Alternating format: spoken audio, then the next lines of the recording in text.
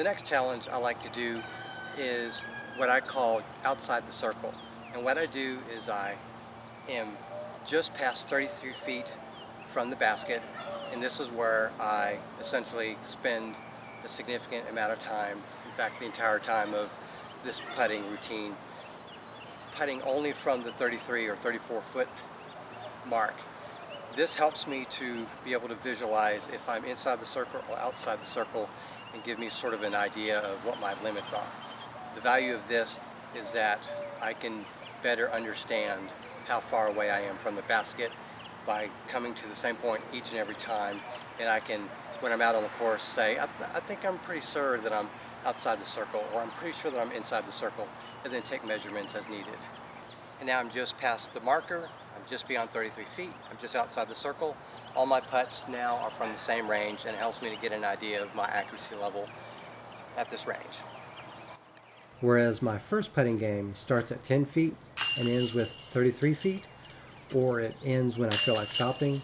With this game, I'm only putting from 33 feet or just outside the circle. So this game ends when I want it to. There's no other limitation on this game in terms of time. There's no minimum number of discs that need to go in the basket. I'm not moving back at all. In theory, someone could apply the rules of my first putting game to this one and try to move back a foot every time they get 5 in a row. But since I'm a recreational player, this is as far back as I'll be practicing putting in an organized routine. As with all my putting routines, any misses need to be putted from where they land. Where the disc lands is where I putt from. This is how I practice my random putting.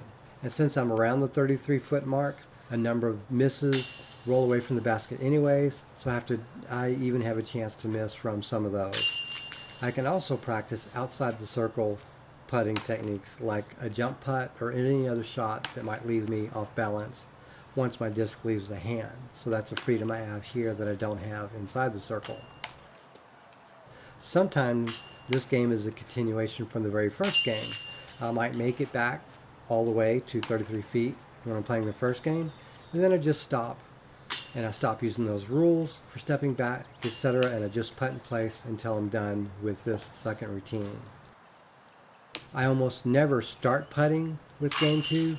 I almost always start putting with my very first routine, and then once I'm done with that, I move to this one before moving on to one of the other routines that I do, which I'll talk about in other videos.